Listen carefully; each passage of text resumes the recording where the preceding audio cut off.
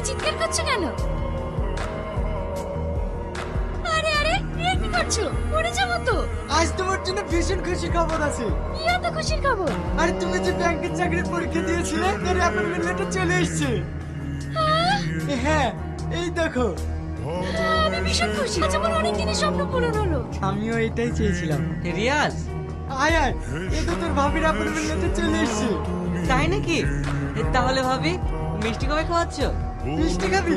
তুই একটু বস, আমি আসছি। আরে থাম, তোকে যেটা বলার জন্য এসেছি, এদিকে টাকা সব মিটিয়ে দিয়েছি, আর কোনো চিন্তা নেই। কিসের টাকা? তোমার এই চাকরিটার জন্য 3 লাখ টাকা ঘুষ লেগেছে, সেই টাকা। তুমি এতগুলো টাকা কোথায় পেলে? না মানে ভাবি, ওর নামে একটা জমি ছিল, সেটা বিক্রি করে দিয়েছি। তুমি আমার জন্য ওই জমিটা বিক্রি করে দিয়েছো? শুধু জমি না, আমার বাবা মাকে ছেড়েছে। শেষ সময় জমিটুকু হারালাম, এতে আমার কিছু মনে হয় না।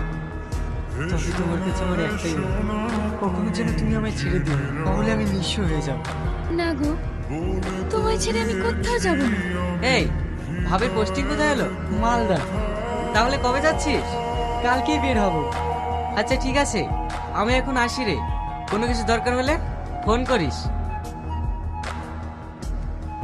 আর অফিস টাইম কেমন কাটছে? খুব ভালো। তুমি কখন আসলে? একটু আগে। শোনো না, আজ আমার ভীষণ টায়ার্ড লাগছে। আচ্ছা ঠিক আছে, তুমি বসো, আমি তোমার জন্য চা নিয়ে আসছি। শোনো, আমার কিছু অফিসের ফ্রেন্ড আসবে, তুমি বাজারটা করে নিয়ে এসো। আচ্ছা ঠিক আছে। বাহ, তোমার বাড়ির কাজের ছেলেটা তো ভেরি হ্যান্ডসাম। ও কাজের ছেলে না, এটা আমার হাজবেন্ড। এটা তোমার হাজবেন্ড? ওয়েট ওয়েট ওয়েট, এ তোমার হাজবেন্ড?